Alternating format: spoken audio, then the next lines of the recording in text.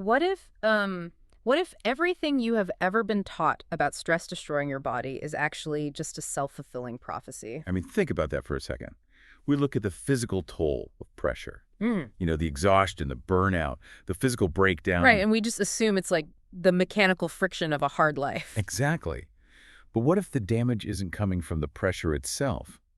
What if that deterioration is entirely dictated by the story you are telling yourself about it? Welcome to the deep dive. I am so thrilled you are joining us today because we are unpacking this truly fascinating stack of academic research and notes. Yeah, it's titled Rethinking Stress, Mindset's Physical Impact. And we're looking at some really paradigm-shifting work here. We are. We've got cited works from researchers like Alia Crum, Madhu Bekanola, Thomas Martin, Keely Faith, Peter Salavi, Sean Acor, and Carrie Liddy. It's a powerhouse group of researchers, really. It is, and the mission for this deep dive is to completely dismantle that foundational lie we've all been told about stress. We're going to look at what your body's actually doing under pressure, right down to the molecular level. So to get there, we need to establish a biological distinction right away, don't we? We do. We have to separate the concept of stress as a debilitating force, what the clinical literature calls distress, from stress as an enhancing force. Which is eustress, right? Exactly, eustress. And the research we're analyzing today argues that moving from distress to eustress is not just some hollow positive thinking exercise. Right, it's not just saying, cheer up. No, not at all. It is a literal biological switch that dictates your neurochemistry. Okay, let's unpack this, because our goal today is to equip you with the biological and psychological tools to rewrite your own stress response. Yeah, we want to understand how your mindset literally alters your bloodstream. And how pressure can actually optimize your brain power, and how a remarkably short, fact-based intervention can permanently change your physiological trajectory. It's a lot to cover, but it's so important. It is. So let's start with the narrative itself.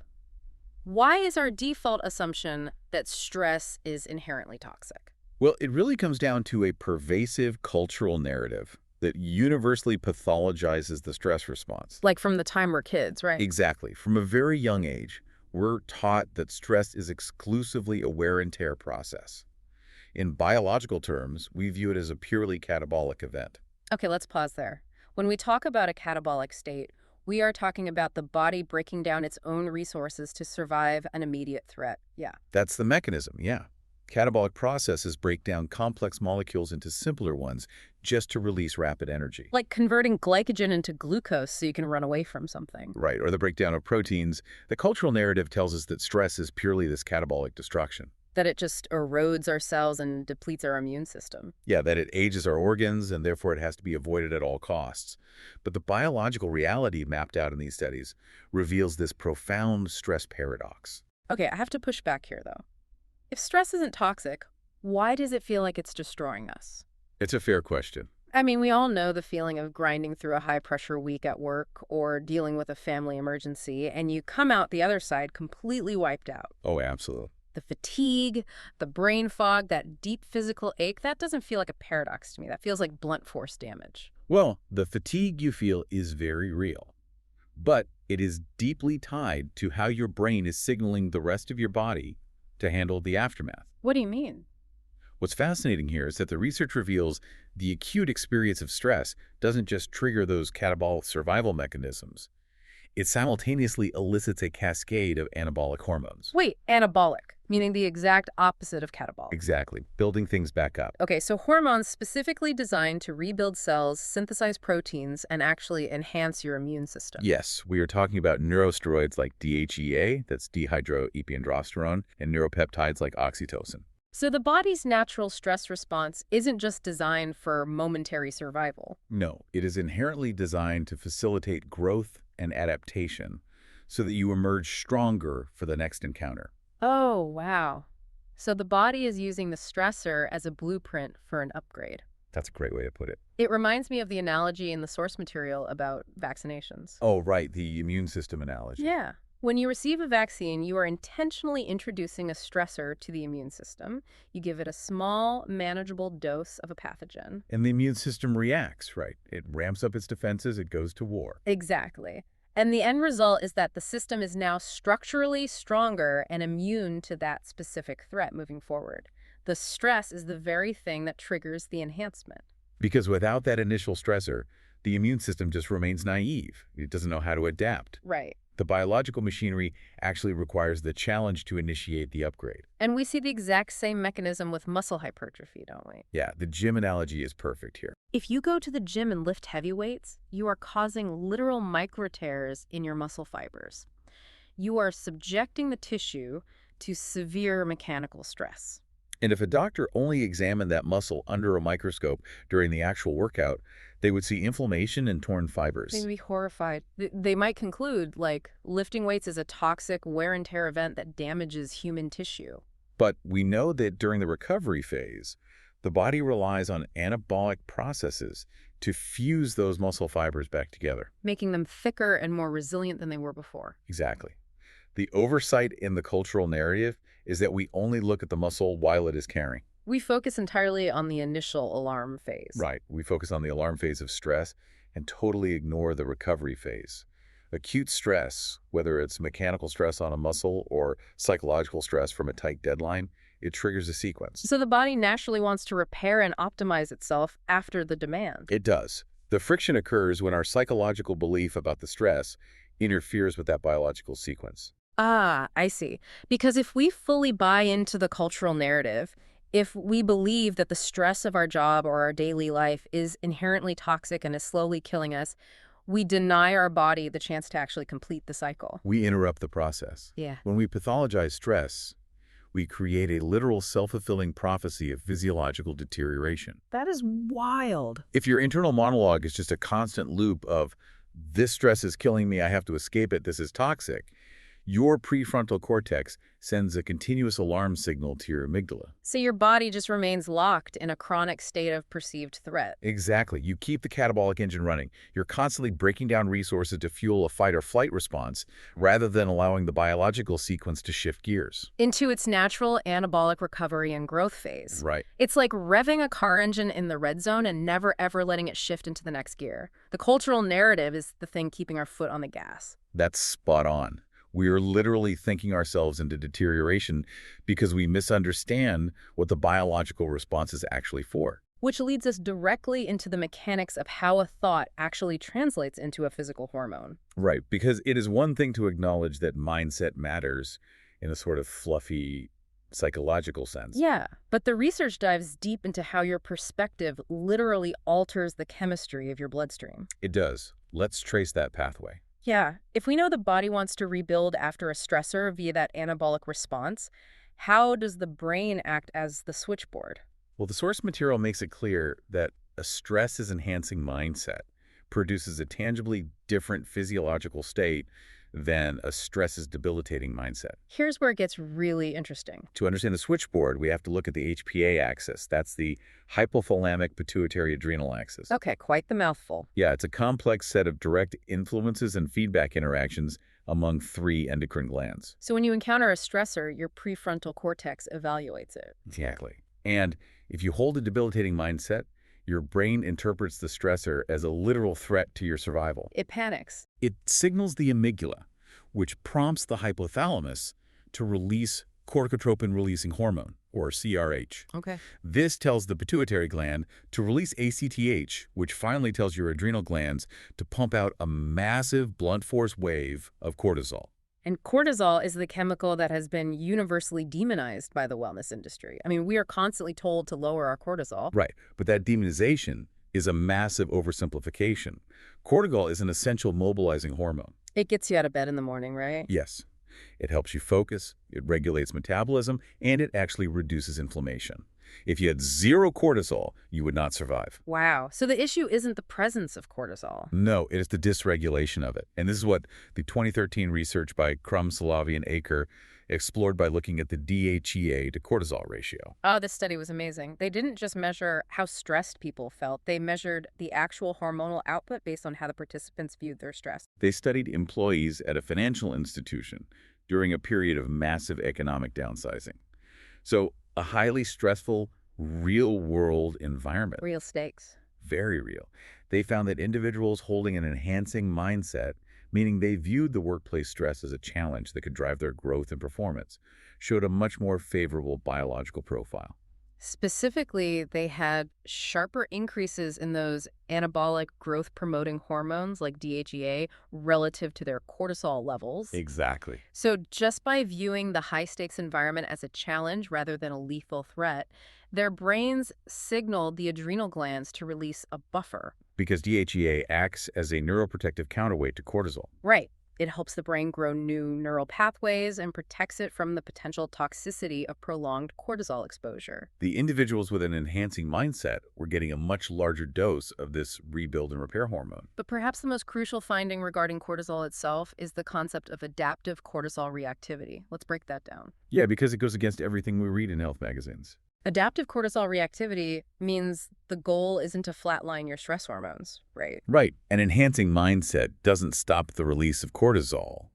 Instead, it turns the hormonal response from a chaotic flood into a precise, calibrated dose. Okay, I love the analogy you mentioned earlier. Think of the HTA axis like a highly sophisticated thermostat. Yes. If you have a debilitating mindset, the thermostat is broken. It detects a tiny draft and blasts the furnace to maximum heat and just keeps it there until the system burns out. But if you have an enhancing mindset, the thermostat is adaptive. Exactly. It detects the cold, provides the exact amount of heat required to optimize the room temperature, and then efficiently shuts off. Let's apply that thermostat analogy to a real-world scenario so we can really picture it. Sure. Imagine you're sitting in a boardroom. You are about to present a project you've worked on for 6 months, and the executive team is known for being ruthlessly critical. A classic high-stress situation. Right. If you walk in there with a debilitating mindset telling yourself, this is a disaster waiting to happen, my career is on the line, this stress is going to make me forget my words, your prefrontal cortex registers a mortal threat. Your broken thermostat blasts the furnace. Your bloodstream is flooded with an uncalibrated dump of cortisol that stays elevated long after the meeting ends. It suppresses your immune system and prevents any meaningful recovery. And because you are lacking the corresponding surge of DHEA and other anabolic hormones, you experience all of the physiological wear and tear with none of the biological repair. It's just all cost and no benefit. But if you walk into that same boardroom with the exact same ruthless executives and you hold an enhancing mindset, Your internal narrative shifts. yeah, you tell yourself, this is a high-demand situation, my heart is beating faster because my body is mobilizing the energy I need to defend my work. In that scenario, your brain acts as an adaptive thermostat. It precision doses the cortisol. It gives you just enough neurochemical arousal to stay incredibly sharp, alert, and articulate. You don't flood the engine. And alongside that adaptive cortisol spike, your body releases the DHEA needed to help your brain process the feedback, learn from the room, and recover efficiently afterward. The contrast in the bloodstream is absolute night and day. Holding on to the belief that the pressure of the boardroom is toxic is the very mechanism that makes it toxic. By believing the pressure is damaging you, you are literally commanding your endocrine system to initiate a damaging response. You are stripping away your own biological buffers. Which naturally shifts our conversation from how we feel afterward to how we perform in the moment. Right, the cognitive aspect. Because if we are manipulating our own neurochemistry, that optimal hormonal cocktail has to affect our moment-to-moment intelligence. How does this adaptive chemistry change the way our brains process information when we're under fire? If we connect this to the bigger picture, this is where we look at the 2017 research conducted by Crum, Akinola, Martin, and Fath. Oh, I remember this one. They wanted to see how these different mindsets impacted cognitive performance under acute pressure. They found that approaching a stressful event with a debilitating mindset produces demonstrably worse cognitive and affective outcomes. I mean, it makes sense. When your brain is flooded with uncalibrated cortisol due to a threat response, it literally impairs the function of the prefrontal cortex, right? Yes, the exact area responsible for complex decision-making and logic. So panicking actually lowers your functional IQ in the moment. It restricts it heavily. But when the stress is evaluated as a challenge and paired with an enhancing mindset, individuals exhibit what the researchers call greater cognitive flexibility. Okay, I think of cognitive flexibility like RAM in a computer. Oh, that's a good analogy. Yeah, if your computer is running a massive, heavy program like rendering a 4K video, How efficiently can it allocate memory to also let you browse the web or run a spreadsheet without crashing? Right. If you have high cognitive flexibility, your brain can transition smoothly between different complex concepts, entertain multiple conflicting ideas simultaneously, and rapidly adapt your strategy when the environment changes. That is an excellent way to conceptualize it. The moderate adaptive cortisol surge we talked about earlier actually binds to specific receptors in the hippocampus Hmm. in a way that enhances memory formation and learning. Wait, really? So the stress hormone actually helps you learn? Yes, the physiological arousal from eustress optimizes your prefrontal cortex rather than shutting it down.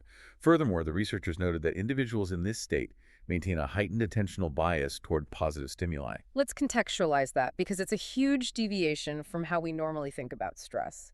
Normally, when the pressure is on, we get hyper-focused on the negative. When you are in a state of distress, operating under the belief that the stressor is a threat to your well-being, your evolutionary programming triggers a phenomenon known as weapon focus or tunnel vision. Weapon focus. That sounds intense. Uh, It is.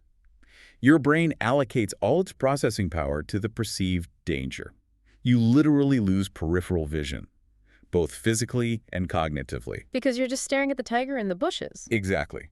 You cannot see alternative solutions or supportive resources because your brain believes that looking away from the threat will get you killed. You are locked onto the problem, which means you are totally blind to the solution.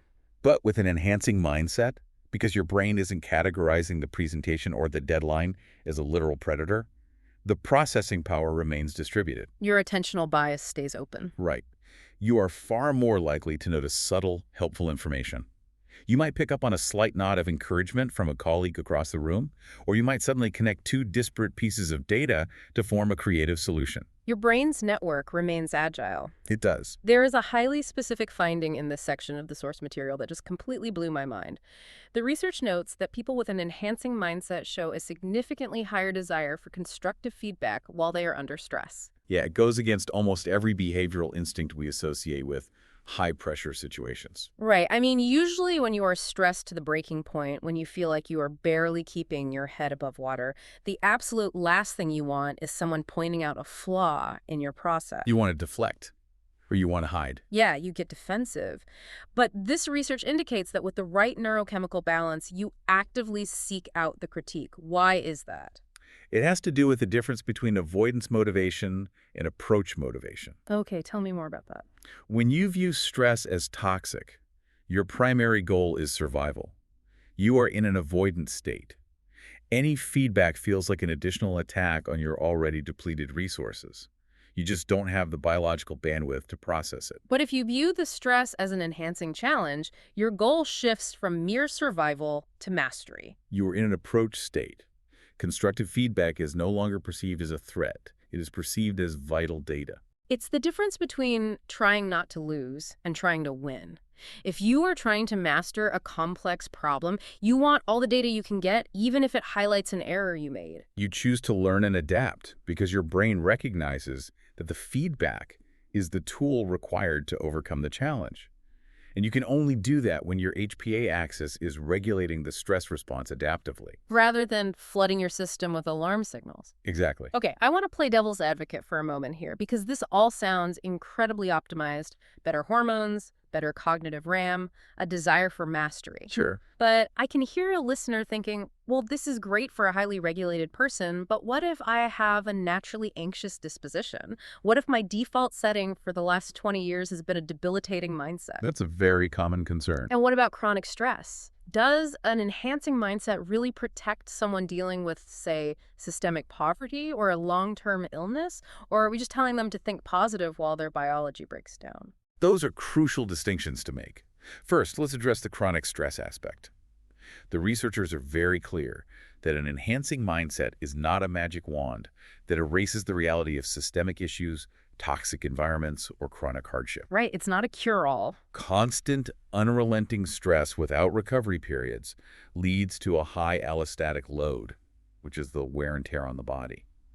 An enhancing mindset does not mean you should willingly stay in an abusive workplace or ignore the realities of systemic poverty. So we aren't saying just reframe your poverty as a challenge and you'll be perfectly fine. Absolutely not. What the research suggests is that an enhancing mindset modulates your baseline biological response to the stressors you actually do Yeah. Oh, face. okay, I see. If you are dealing with chronic hardship, layering a debilitating, panic-driven mindset on top of it guarantees the maximum possible toxic physiological response. You're just adding fuel to the fire. By shifting to an enhancing mindset, you lower the allostatic load.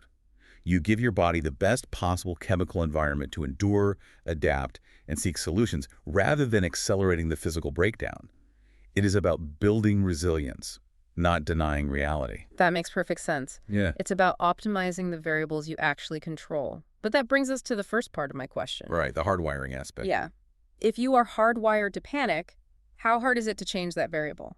Does it take a decade of cognitive behavioral therapy to fix a broken stress thermostat? This is where the research gets incredibly encouraging and perhaps a bit surprising. Stress mindsets are remarkably malleable. Really? Yeah, a pivotal study explored whether these deeply ingrained beliefs could be altered quickly. They didn't use years of therapy. They used a brief 3-minute multimedia intervention. 3 minutes? I mean, that sounds almost absurd. How can a 3-minute video rewire decades of biological conditioning? It is entirely about the nature of the information presented.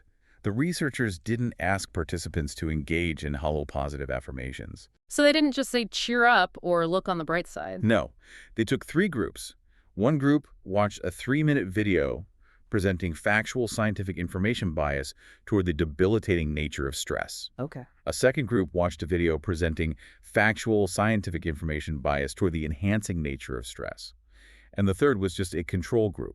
So they essentially showed the enhancing group the exact biological mechanisms we were discussing today, the DHEA response, the cognitive flexibility, the anabolic repair phase. Precisely. They provided undeniable empirical evidence that the body uses stress to enhance performance and health. Then they subjected the participants to a highly stressful situation. The Trier social stress test, right? Yes, which involves public speaking and mental arithmetic in front of a panel of unsmiling, judgmental judges. A literal nightmare scenario for most people. And what they found was that mere exposure to those 3 minutes of scientific facts was enough to significantly alter the participants' mindsets. Just 3 minutes. The group that learned about the enhancing nature of stress showed improved physiological responses and better cognitive performance under the pressure of the judges compared to the debilitating group. That is profound. It means the debilitating mindset isn't necessarily a permanent psychological pathology. Right. For a lot of people, it is simply a logical reaction to bad data. We were given the wrong biological facts by our culture, and our bodies reacted accordingly. Once you correct the data, the brain recalculates the response. The facts act as the intervention.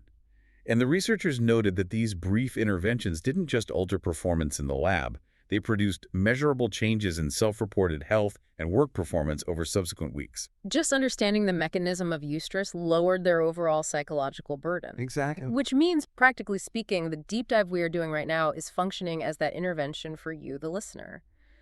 By internalizing the reality of the HPA axis, the DHEA buffer, and the difference between approach and avoidance motivation, you are actively rewriting your own biological narrative. You are replacing the bad data. You are giving your prefrontal cortex the evidence it needs to stop sending false alarm signals to your amygdala. Knowing the facts is half the battle, but applying them in the heat of the moment requires a framework. Right, because theory is great, but practice is harder. The research by Crum and Liddy from 2014, specifically their work titled De-Stressing Stress, outlines a 3-step tactical approach to operationalizing this mindset. Moving from theory to practice requires intentionality.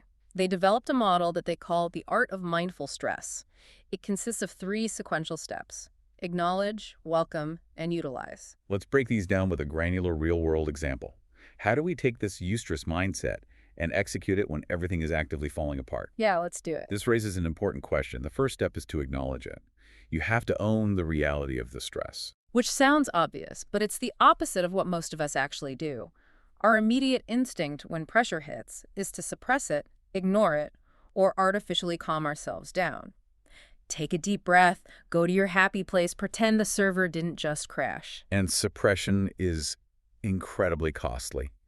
There is a psychological concept known as ironic process theory, or the white bear problem. The white bear problem. Yeah, If I tell you not to think of a white bear, it is the only thing you can think about. Oh, right. When you try to suppress stress, you use an immense amount of cognitive energy monitoring yourself to ensure you aren't feeling stressed, which ironically keeps your brain fixated on the stressor. Yeah. Attempting to hide from stress creates a massive physiological burden. So step one is dropping the facade.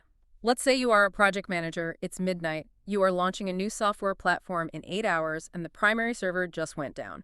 Total crisis. A massive crisis. Step one is simply stating, I am experiencing massive stress right now. This is a high-stakes situation. You don't minimize it. You don't try to mediate it away. You accept the reality of the friction. By acknowledging it, you stop wasting RAM on suppression. You free up cognitive bandwidth, which allows you to move immediately to step two. Welcome the energy. Okay, so what does this all mean? How do you welcome the feeling of your chest tightening and your stomach dropping? That sounds awful. By reframing the physiology. When the server crashes, your HPA axis kicks in, your heart rate spikes, your breathing becomes shallow and rapid, your palms sweat. Right. A debilitating mindset interprets this as a system failure. I'm having a panic attack, my brain is shutting down, we're going to fail. Right. But welcoming the energy means applying the biology we've discussed. You recognize that your blood vessels are actually dilating, vasodilation, pumping more oxygen-rich blood to your major muscle groups and your brain. Oh, I see. You are consciously telling yourself, my respiratory system is rapidly taking in oxygen to fuel my cognitive flexibility.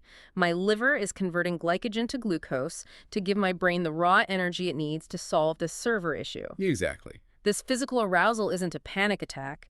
It is my evolutionary biology giving me the exact tools I need to rise to the demand of this crisis. You strip the fear away from the physical sensation. You recognize the arousal for what it is, a mobilized force trying to elevate your capacity. Which brings us to the final step. Step one, acknowledge the crisis.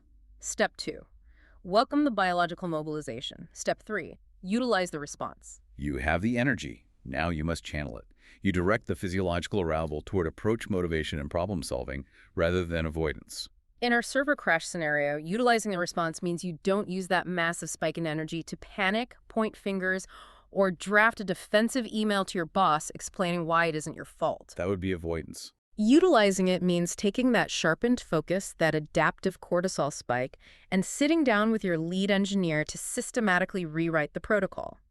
You use the heightened attentional bias to scour the code for the error. You let the pressure drive the mastery. You are harnessing a potent neurochemical fuel to accomplish the task. It is the ultimate application of cognitive flexibility. You aren't just surviving the midnight crisis. You are using the biological enhancement of the crisis to build a better system. I want to challenge you, the listener, to test this framework in your own life this week. It doesn't have to be a catastrophic server failure. It could be an argument with the spouse, a tense negotiation, or even just feeling overwhelmed by your inbox. Start small. Yeah. The next time you feel that distinct physical spike of stress, pause. Acknowledge the reality of the pressure. Welcome the biological energy your body is generating, and then intentionally utilize that heightened state to solve the problem in front of you. Observe how quickly your body shifts from the chaotic exhaustion of distress into the focused clarity of eustress. It requires practice to override the cultural conditioning, but knowing the biological truth is the catalyst. Once you understand the mechanism, the transition becomes a tangible skill rather than a psychological whisk. It really does. Let's quickly recap the ground we've covered today. We started by paring down the deeply ingrained cultural narrative that insists stress is a purely toxic catabolic process that destroys our bodies. And we looked at the biological reality of the stress paradox, the fact that acute stress inherently triggers an anabolic rebuilding phase designed to foster growth, immunity, and resilience. We examined the switchboard of the HPA axis, discovering that a stress-enhancing mindset acts as an adaptive thermostat. It moderates cortisol release and triggers neuroprotective hormones like DHEA, completely altering the chemical environment of our bloodstream. We brought that chemistry up to the prefrontal cortex, seeing how eustress unlocks cognitive flexibility, prevents the tunnel vision of a threat response, and shifts us into an approach state where we actively desire constructive feedback to master complex challenges. And finally, we explored the incredible malleability of these mindsets. We learned that simple, factual interventions can fundamentally alter our biological baseline, giving us the power to actively acknowledge, welcome, and utilize the physical arousal of stress. It is a profound paradigm shift.